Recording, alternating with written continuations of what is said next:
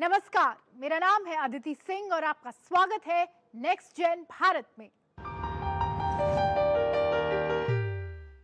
हमारे आसपास का प्लास्टिक वेस्ट, जिसे हम अक्सर बेकार समझकर फेंक देते हैं, अब एक नए रूप में सामने आ रहा है। यही कचरा अब स्टाइलिश बैग्स और मजबूत फैब्रिक में बदल रहा है। पुणे का एक स्टार्टअप इस प्लास्टिक को अपसाइकल कर सस्टेनेबल और प्रीमियम प्रोडक्ट बना रहा है। यानी वेस्ट अब सिर्फ कचरा नहीं बल्कि एक नई पहचान बन चुका है। आप और हम जो ये चिप्स खाकर इसका पैकेट डस्टबिन में फेंक देते हैं, लेकिन यही पैकेट जमीन में सैकड़ों सालों तक गलता नहीं है। पुणे के एक स्टार्टअप ने इन्हीं पैकेट और इन्हीं वेस्ट को अपना रॉ मटेरियल मान लिया है। ग्लोबल फैशन में इन्हीं वेस्ट का बोलबाला होने वाला है। तो चलिए आपको दिखाते हैं कि इन पैकेट के वेस्ट से किस तरीके से नए प्रोडक्ट्स बनते हैं।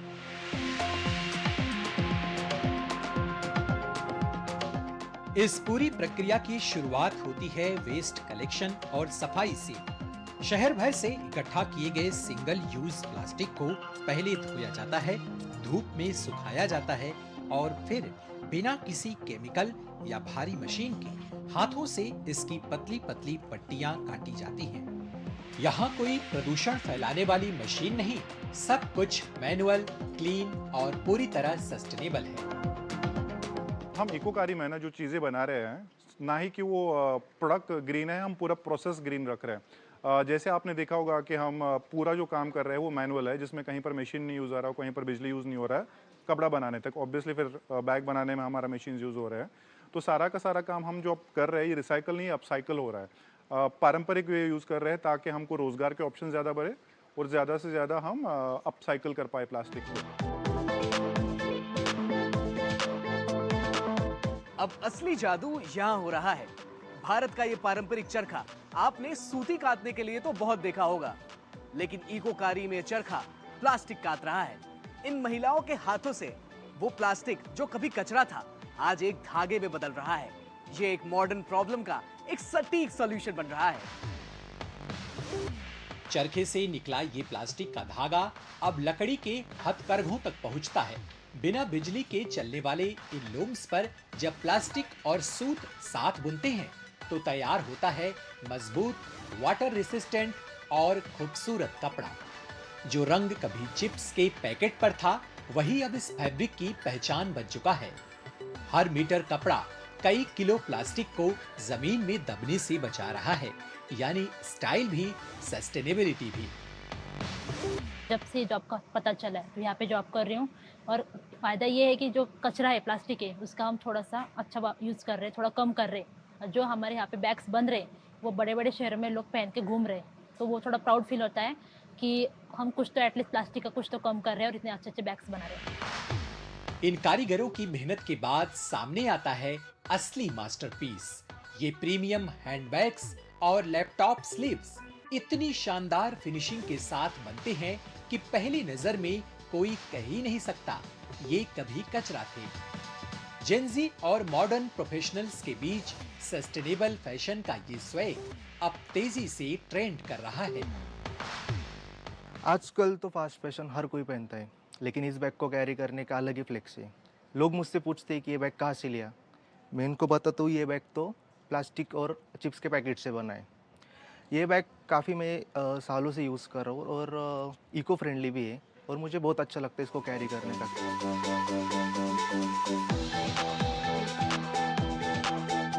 कचरे से लेकर हाई एंड प्रीमियम फैशन तक का ये सफर साबित करता है कि अगर क्रिएटिविटी और सस्टेनेबिलिटी मिल जाए तो कुछ भी वेस्ट नहीं जाता। पुणे के स्टार्टअप ने साबित कर दिया है कि भारत की प्रॉब्लम सॉल्विंग टेक्निक कितनी रॉ और रियल है।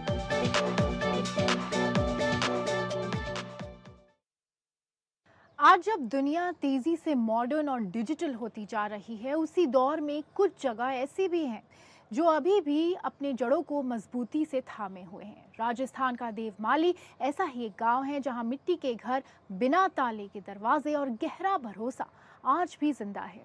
और ख़ास बात तो ये है कि ये सादगी अब सोशल मीडिया के जरिए लाखों लोगों तक पहुंच रही है। कैसे परंपरा और डिजिटल दुनिया साथ साथ चल रहे हैं, देखते हैं।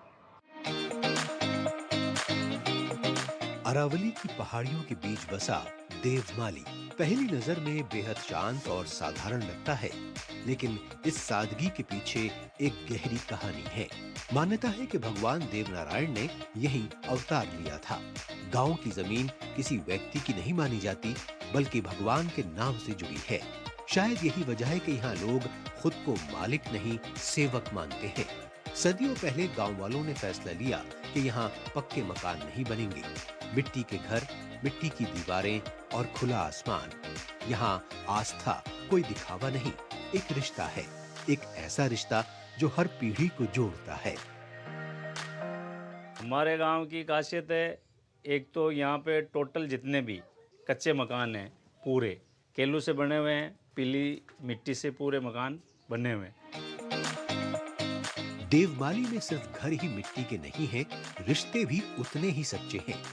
यहाँ किसी घर पर ताला नहीं लगता, क्योंकि यहाँ भरोसा दरवाजों से ज्यादा मजबूत है। सुबह की धूप जैसे ही दीवारों पर पड़ती है, रसोई से उठती ताजी रोटियों की खुशबू, सिलबट्टे पर पिसती चटनी की महक पूरे माहौल को एक अपनापन दे देती है। यही सादगी आज देवमाली की सबसे बड़ी पहचान बन गई है। केंद्र सरकार ने इसे बेस्ट टूरिज्म विलेज का सम्मान भी दिया है। हमारा गांव सन 2024 में जब इस गांव को अवार्ड मिला था दिल्ली के अंदर बेस्ट टूरिस्ट विलेज का। जब एक टूरिस्ट विलेज जब कोई गांव हो जाता है तो वो एक सुनहरे अक्षर में भारत के नक्शे के अंदर प्रदर्शित हो जाता है। तो वहाँ से बेस्ट टूरिज्म होने के हिसाब से और प्लस कैंसर का झाड़ा लगने के हिसाब से पूरे विदेश तक लोग यहाँ आने लग गए। दिलचस्प बात यह है कि देवमाली सिर्फ अतीत में नहीं जीता, यहाँ का युवा भविष्य भी बना रहा है। गांव की रसाली और लेखराज जैसे युवा आज इंस्टाग्राम और फेसबुक पर लाखों लोगों तक देवमाली की कहानी पहुंचा रहे हैं। लोकगीत, पारंपरिक वेशभूषा, गांव की दिनचर्या, खेत, त्योहार, पूजा, सब कुछ अब डिजिटल स्क्रीन पर दिखता है। सोशल मीडिया की वजह से गांव में रौनक अलग हो गई। मैं गांव का कल्चर दिखाती हूँ, जैसे कच्चे मकान है और चूल्हे पे रोटी बनाती हुई, चटनी बांटती हुई और गांव खेतों में काम करती हुई, मतलब गांव का ही दिखाती हूँ। देवनारायण भगवान के दर्शन करने जाती हुई, वहाँ परिक्रमा देने जाती हूँ और भगवान के दर्शन कराती हूँ। तो फेसबुक लाइव पे सबको दर्शन भी कराती हूँ मैं। ये आइडिया मेरे को क्या है कि बाहर के लोग आते थे, जैसे यूट्यूबर वाले जो यूट्यूब पे वीडियो डालते थे, गांव का कल्चर दिखाते थे। मैंने सोचा कि मैं खुद देवमाली का हूँ तो ये मैं भी करूँ। तो मैंने फिर धीरे धीरे यहाँ का कल्चर, जो कच्चे मकान है, जो भगवान का मंदिर है, वो लोगों को दिखाने लगा। देवमाली गांव में आज भी ऐसी मान्यता जीवित है जिस पर विज्ञान शक करता है, लेकिन आस्था पूरे भरोसे के साथ सिर झुकाती है। कहते हैं यहाँ कैंसर का झाड़ होता है। आस्था है कि जहाँ दवाई हार मान ले, वहाँ देवमाली का ये झाड़ उम्मीद जगा देता है। जब बीकानेर के डॉक्टर थे, उनकी मतलब वही वाइफ के या माँ के कैंसर हो गया था, तो भगवान श्री देवनारायण यहाँ से सपने में गए उनके, पीएसए से ये दादाजी बेटे और तुम्हारे झाड़ा लगाएंगे, तुम्हारा कैंसर खत्म हो जाएगा। फिर वो वहाँ से यहाँ आए। फिर दादाजी ने बोला भाई झेर का झाड़ा है हमारे पास। तो वो बोली भगवान श्री देवनारायण ने बोला है कि आप लगाओ तो सही, मैं ठीक हो जाऊँगी। दादाजी ने झाड़ा लगवाया, 3 दिन लगवाया, फिर हर महीना आए वो ठीक हो गई। तभी से ये कैंसर का झाड़ा स्टार्ट हो गया। देवमाली सिर्फ एक गांव नहीं, एक सोच है जहां सादगी ही ताकत है और परंपरा ही पहचान। जब अरावली के पीछे सूरज ढलता है तो मिट्टी के ये घर जैसे एक संदेश देते हैं, आगे बढ़ो, लेकिन अपनी जड़ों को साथ लेकर। देवमाली याद दिलाता है कि मॉडर्न बनना अच्छा है, पर अपनी मिट्टी से जुड़े रहना उससे भी ज्यादा जरूरी है। इंडियन फैशन अब सिर्फ कपड़ों तक सीमित नहीं है, ये कल्चर, क्रिएटिविटी और ग्लोबल आइडेंटिटी भी है। और आज के यंग डिजाइनर्स ट्रेडिशन को मॉडर्न टच देकर नए ट्रेंड्स क्रिएट कर रहे हैं और दुनिया का ध्यान अपनी ओर खींच रहे हैं। इसी बदलती फैशन स्टोरी को समझने के लिए हमने fashion design council of India के चेयरमैन सुनील सेठी से खास बातचीत की।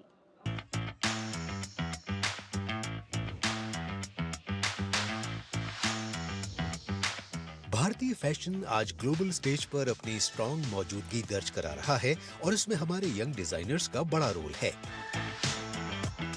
ये डिजाइनर ट्रेडिशनल कढ़ाई, बुनाई और हैंडीक्राफ्ट को मॉडर्न ट्विस्ट देकर नए ट्रेंड क्रिएट कर रहे हैं।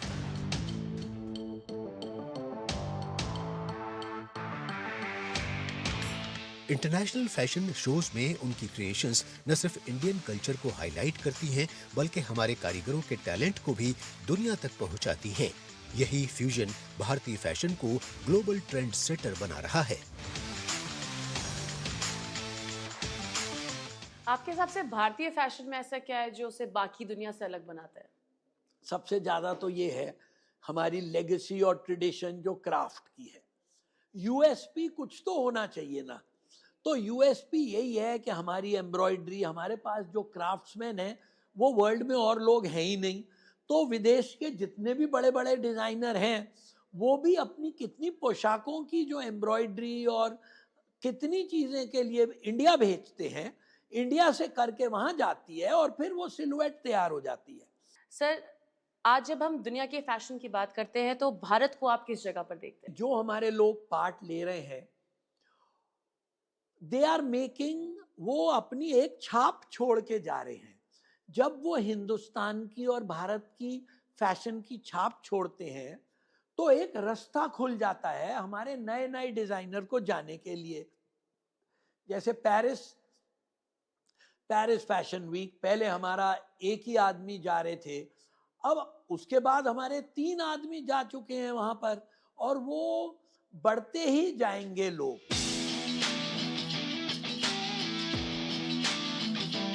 युवा भारतीय फैशन डिजाइनर्स अपनी क्रिएटिविटी और इनोवेशन के दम पर ग्लोबल स्टेज पर देश का नाम रोशन कर रहे हैं। वो ट्रेडिशनल क्राफ्ट को मॉडर्न अंदाज में पेश करते हुए एक नई पहचान बना रहे हैं। नई पीढ़ी का यही फ्रेश अप्रोच भारत के फैशन को और बोल्ड, रेलेवेंट और फ्यूचर रेडी बना रहा है। हर साल हजारों नए डिजाइनर निकल के आते हैं डिजाइन स्कूल से। मैं कम से कम 4-5 डिजाइन स्कूल के बोर्ड में हूँ, चाहे एडवाइजरी चाहे पक्का, पर उनके बोर्ड में हूँ। तो मुझे तो बहुत मौके मिलते हैं ये नई पीढ़ी के डिजाइनर को मिलने के। ये टाइम वो है जब वो उड़ सकते हैं, जहां उनको कोई क्रिटिसाइज नहीं करता। जब आप एस्टैब्लिश हो जाते हो तो आपका एक सिग्नेचर हो जाता है कि भाई ये सिर्फ इस टाइप का काम करते हैं, तो लोगों की एक्सपेक्टेशन इतनी ज्यादा हो जाती है। पर जब आप नई पीढ़ी के हो तो आपको एक्सपेरिमेंट करने का बहुत मौका मिलता है।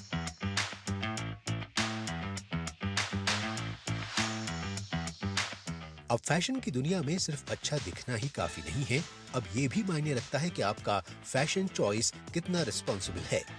क्लाइमेट चेंज और एनवायरनमेंट को लेकर हमारे फैशन डिजाइनर्स भी अपनी जिम्मेदारी समझ रहे हैं। सस्टेनेबल डेवलपमेंट और रिसाइकलिंग अब सिर्फ ट्रेंड नहीं बल्कि एक लाइफस्टाइल बन चुके हैं। देखिए, मैं सस्टेनेबिलिटी और टिकाऊ फैशन के लिए बहुत काम कर रहा हूँ। अब तो ये वे ऑफ लाइफ हो गया। अब तो ये कैसे आपका डेली में आपको क्या करना है वो ज़रूरी है। आप ये बहुत ज़रूरी है, आप किस तरह के कपड़े पहनते हैं, क्या अगर आप स्कार्फ ले रहे पहने हुआ है तो ये हैंडलूम का है कि नहीं, आप कैसे हर चीज़ करते हैं, आप लेदर की जगह किस तरह आप जो स्नीकर्स पहन रहे हैं वो प्लास्टिक वेस्ट से ले रहे हैं कि नहीं, आप रिसाइकल रीयूज़ कैसे कर रहे हैं चीज़ों को। नई पीढ़ी के लोग मैंने देखा है सस्टेनेबल फैशन के लिए तरफ बहुत ज़्यादा दौड़ रहे हैं और ये बहुत अच्छी बात है।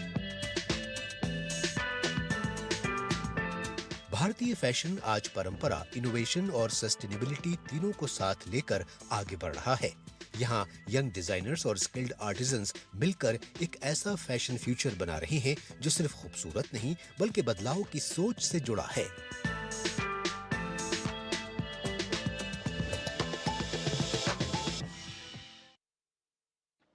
विकसित भारत अब सिर्फ एक विजन नहीं है, ग्राउंड पर एक रियलिटी भी है, वो भी गांव-गांव में, जिसमें महिलाएं पीछे नहीं हैं। जहां पहले महिलाएं घर तक सीमित थी, आज वही पशुपालन और जैविक खेती से अपनी कमाई और पहचान बना रही हैं। छोटे छोटे गांव से ये बड़ी सोच निकल रही है कि तरक्की तभी पूरी है जब हर घर तक पहुंचे। ग्वालियर के पास स्थित महाराजपुरा गांव, जो कभी आर्थिक रूप से पिछड़ा जनजातीय इलाका माना जाता था, आज वही गांव बदलती तस्वीर की मिसाल बन चुका है। सरकारी योजनाओं के सहारे खासकर महिलाओं ने अपनी पहचान और आत्मनिर्भरता दोनों हासिल की है। इसी गांव की कलावती, जो कभी गरीबी से जूझ रही थी, अब नई उम्मीद की कहानी बन चुकी हैं। राष्ट्रीय ग्रामीण आजीविका मिशन से जुड़ते ही उनकी जिंदगी ने ऐसा मोड़ लिया जिसने उन्हें संघर्ष से सफलता तक पहुंचा दिया। आज हमें इतनी खुशी है कि हमारी 50 महिलाओं को, परिवार को भैंसियां मिली कि हम वो भैंसियों को दूध, शाम का सुबह का दूध हम बेच रहे हैं। थोड़ा बहुत बचता है, वो बच्चों भी खाते हैं, तो हम उनको मतलब दूध बेच के हम अपना खूब पालन पोषण कर रहे हैं। कलावती की तरह ही महाराजपुरा गांव की कई अन्य सहरिया जनजाति की महिलाएं भी अब आत्मनिर्भर बन रही हैं। राष्ट्रीय ग्रामीण आजीविका मिशन के तहत मिली भैंसों ने इनके लिए आय का एक स्थायी जरिया तैयार किया है। अब ये महिलाएं रोज दूध बेच रही हैं, जिससे घर की जरूरतें भी पूरी हो रही हैं और बचत भी बढ़ रही है। इससे न केवल उनकी आर्थिक स्थिति मजबूत हुई है, बल्कि उनके जीवन में आत्मविश्वास और सम्मान भी बढ़ा है। हमारे समूह का नाम रानी लक्ष्मीबाई समूह है सर। और उसके बाद फिर हमने सर से बोला, सर हमको अब भैंस दिलवाओ। सर ने हमारी मदद की, हमें समूह से भैंस दिलवाई। उसके बाद हम दूध भी बेच रहे हैं। ये बदलाव अब सिर्फ पशुपालन तक सीमित नहीं है। अब यही महिलाएं भैंसों के गोबर से जैविक खाद तैयार कर रही हैं और खेती में नया प्रयोग भी कर रही हैं। हमने बारौल गांव का दौरा किया, जहां महिलाएं इस जैविक खाद का उपयोग कर ऑर्गेनिक खेती कर रही हैं। अब वो खुद ताजी और जैविक सब्जियां उगा रही हैं और उन्हें बेचकर आत्मनिर्भरता की दिशा में मजबूत कदम बढ़ा रही हैं। सरकार हमको मिट्टी ट्रेनिंग दी, उसने हमको सिखाया खाद बनाओ, दवा बनाओ। हमने अपने गांव में ट्रेनिंग दी खाद बनाने की, दवा बनाने की। तो हमारी 35 महिला भी काम में समूह हमारा कर रही हैं। वो काम भी कोई कचवाई करते, कोई गेहूँ करते। गेहूँ में हमने जैविक खाद दिया है सर। पैसे भी हमें मिलते हैं, सरकार से मिलते हैं काम करने के लिए। और फसल में भी हमें आमदनी बढ़ रही है। जी जैविक खेती से हमें खाद डालने से बहुत फायदा हो रही है सर, और बहुत लाभ भी हो रहा है। हम घन जीवा और जीवामृत डाल रहे हैं, तो हमारा बचत भी बहुत हो रही है और बहुत आमदनी भी हो रही है हमारी। महाराजपुरा और बारोल जैसे गांव आज एक नई सोच का उदाहरण बन चुके हैं, जहां महिलाएं सिर्फ अपने परिवार की जिम्मेदारी नहीं उठा रही, बल्कि पूरे गांव की अर्थव्यवस्था को भी मजबूत कर रही हैं। ये कहानी सिर्फ आत्मनिर्भरता की नहीं, बल्कि उस बदलते भारत की है, जहां गांव की महिलाएं अब बदलाव की असली ताकत बन रही हैं।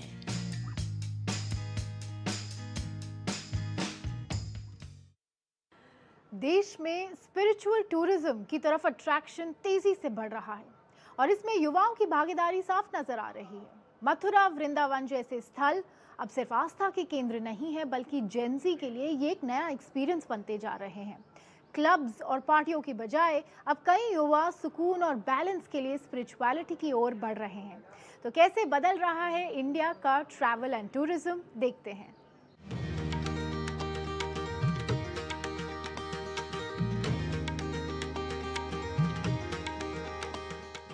वृंदावन की गलियों में एक नया रंग देखने को मिल रहा है, जनरेशन जेनजीज का। जेनजीज के एक तरफ हाथों में स्मार्टफोन है, तो दूसरी ओर दिलों में राधे राधे की गूंज। चलिए जानते हैं इन जेनजीज से स्पिरिचुअलिज्म का ये नया अनुभव।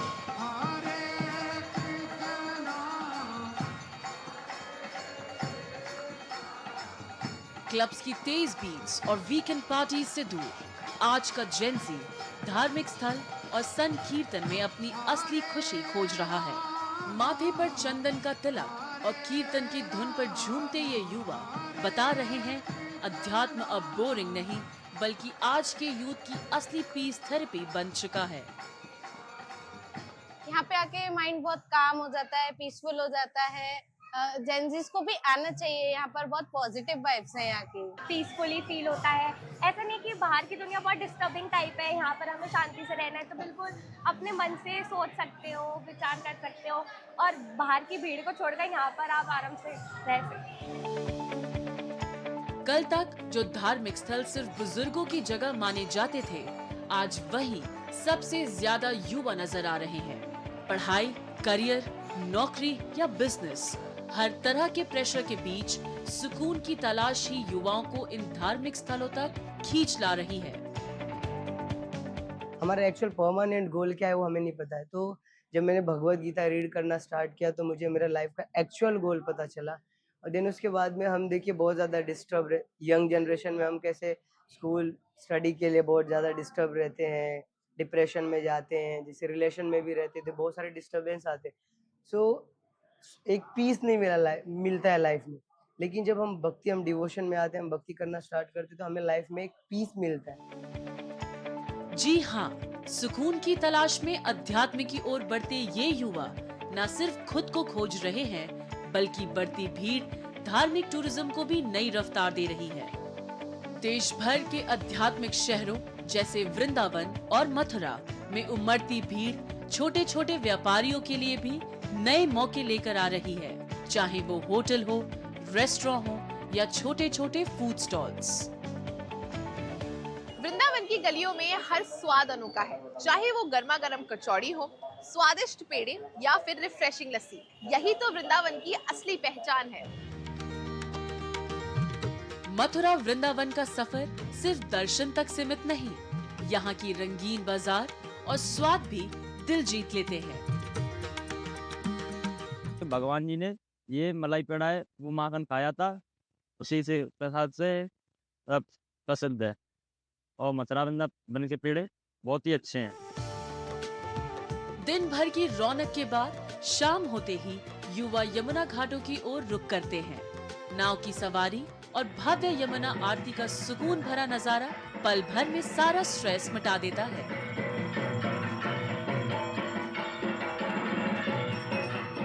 दियों की रोशनी में ये जेंजी बता रहा है, असल शांति स्क्रीन पर नहीं बल्कि स्पिरिचुअल वाइब में है।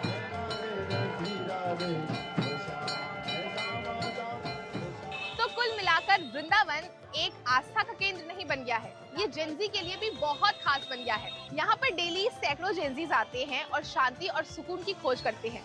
डिजिटल दुनिया के प्रेशर से जेंजीज को यहाँ पर एक अलग ही सुकून मिलता है।